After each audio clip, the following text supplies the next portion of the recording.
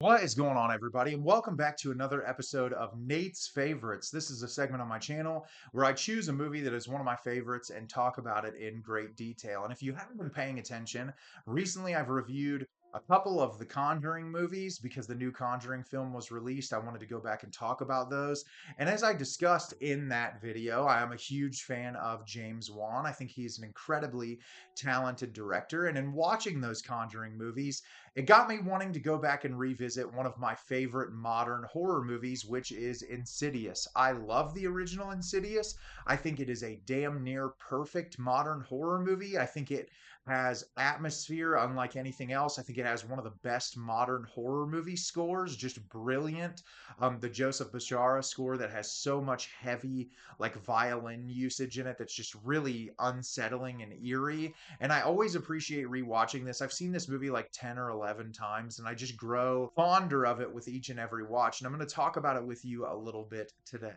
Insidious is directed by James Wan. The family discovers that dark spirits have invaded their home after their son inexplicably falls into an endless sleep. When they reach out to a professional for help, they learn things are a lot more personal than they thought. So, like I said, one of my favorite movies. I love this film. I love revisiting it. I think that it is absolutely brilliant, and there are a multitude of reasons for that I cannot wait to discuss with you today. So at the beginning of this movie, we are introduced to Josh and Renee Lambert, played by Patrick Wilson, and Rose Byrne, and they have moved into a new house together with their kids. And Dalton is one of their sons, and that's who we're focusing on in this movie. And we see him earlier in the movie. He's just a normal kid kind of running around his house playing with toys, and one day out of nowhere he just falls into a coma. He's laying in his bed, something happens, and that he can't wake up, and they take him to the doctors, and the doctors have absolutely no explanation for what's going on. They said they've never seen anything like it before, that he seems to be perfectly functional and normal, but he just can't wake up, and they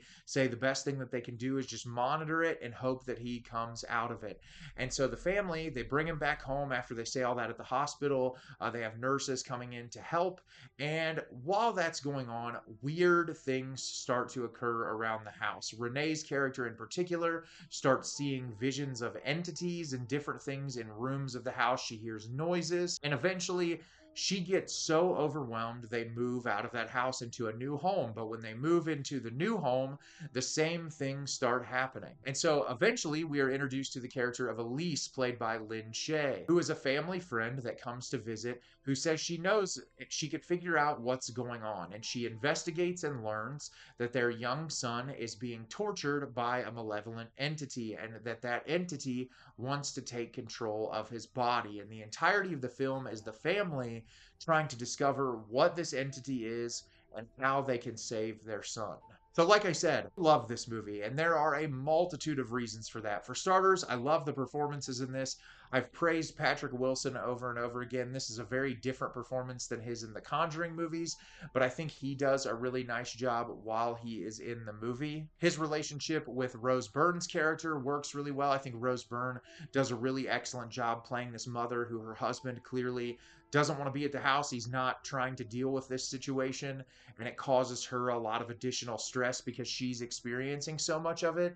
And it's like, it's believable that these parents are having very different reactions to the situation, because as a parent, knowing how to respond to something this horrible, it would be very difficult. Like, you just kind of have to figure it out as you go. And I feel like that's really what makes this so incredibly effective, is like putting yourself in that situation, and the performances from those actors work really well. I think Lynn Shay as Elise is one of the highlights of this. I love her performance. I think that just she does such a great job being playful with it, but when things get really dramatic and serious, I feel like she adds a whole lot to the movie. And there's just a great cast of characters from top to bottom in this. This film is shot beautifully. I love the way that they capture atmosphere in this film. There's some really interesting editing decisions. There's some moments where it flips to handheld camera work. And I feel like all of the cinematographical aspects of the movie help accompany that eerie, ominous, unsettling feeling that James Wan is trying to give you. I love the look of the first house that they're at. There's just something so distinctly strange about it. And it's not even even that the house is like super old. It's just something about it that makes you feel uncomfortable as you're watching the movie. And there's that prototypical James Wan fog that shows up in like all of his movies, which I've talked about in the first two Conjuring videos. I very much appreciate that about this movie as well. I love the look of all of the different creatures and entities in this movie. Obviously, the red-faced demon, very iconic at this point. I love the look of that character. There's something so eerie about him and the way that he presents himself. Obviously, the woman that's in the black veil that was plaguing Patrick Wilson's character, I feel like that is just very creepy. That's an image that has been in my head since the first time that I watched this movie. I love when Patrick Wilson's character goes into the further and sees that family. They all have like just completely white skin. It's almost like corpse paint, like it's eerie, the coloring of it, like there's, and the makeup is just so over exaggerated. That scene with the family that's frozen when he's like going in and out of the room is one of the most horrifying sequences in a horror movie to me personally. There's something so uncanny valley and strange. I love the further as a concept. I think that that's such a cool thing that James Wan came up with in this movie, that like anytime you go into that world in the other installments, which are not nearly as good as this movie, it's the best part of it. And that's what I always look forward to in this movie. Obviously, Tiny Tim's Tiptoe Through the Tulips became very popular because of this movie and was very much feared by a lot of people because of how it's utilized, and there's something comical about that. But I also love when songs that you would never think would be placed into a horror movie or incorporated and end up becoming so incredibly effective. And I love that there's the mystery of the family, but then you get the other mystery of Patrick Wilson's character and his past and what he's experienced, and the way that James Wan kind of incorporates little things early on in the movie to kind of hint at that is just really brilliant filmmaking, in my personal opinion. It's one of the things that I love so strongly about this movie in particular, is the world building and the character building. It's one of the things that James Wan is very talented at. And similar to what I said about the Conjuring movies, there's something so horrifying about when you bring youthful innocence into these like horrifying paranormal concepts, where it's like, this is a child. He didn't choose to experience this. He's just selected because of this thing that he's going through. And it's like, it's terrifying to think about you just living your day to day life and something awful like this happening to you.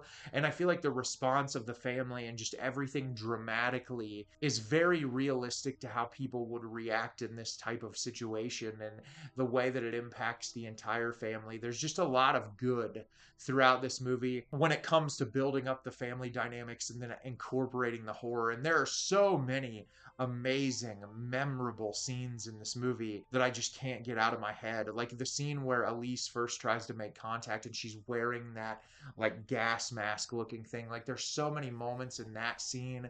The scene with the red-faced demon at the dining room table, all of the scenes in the further. Like there's so many very specific set pieces that no matter if I've seen this movie in 4 years or if I just watched it yesterday, that I can still pull out in my head and think about and remember how it impacted me viscerally. I watched this opening night at the theater when it came out. This was back when theaters had 250 to 300 seats, not all the recliners now that take up so much space. But this was one of the most fun experiences I had going to see a movie at the theater. And I always love showing it to new people. It's so fun to see the way that they react and whether or not they enjoy it. I just think that it is an incredible piece of horror filmmaking and something that I always look forward to revisiting. So have you seen Insidious? Do you love it? Do you hate it? Leave me a comment down below. Let me know what you thought. I thought this movie was incredible. I've seen this movie 10 or 11 times now, and I grow to appreciate it more every time. As always, if you can like the video and subscribe to the channel, it helps me out a lot and lets me know the type of content you're looking for. I'm always putting out new material and look forward to getting more out for you in the near future. And as always, everyone, thank you so much for watching and have a great rest of your day.